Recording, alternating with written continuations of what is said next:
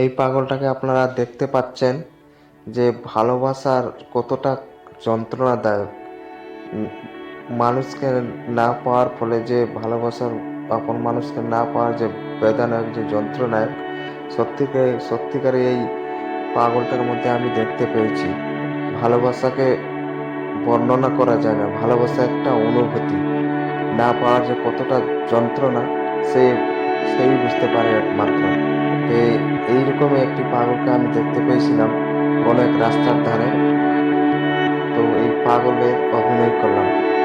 পাগলটি কি যন্ত্রণাদায়ক হচ্ছে, একটা ছেলের কি পরিণাম হতে পারে, তা এই ভিডিওটার মধ্যে আমি সামান্য কথা তুলে ধরলাম এবং দেখাবার চেষ্টা করলাম।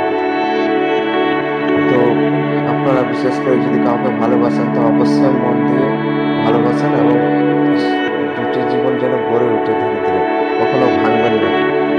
এই ভালোবাসার মানুষকে না পাওয়ার বা ভেঙে যাওয়ার কতটা যন্ত্রণাদায়ক, সেটা আপনাদেরকে আমি বলে বোঝাতে পারবো না। এই পাগলটার অভিনয়ে আপনি বুঝতে পারবেন।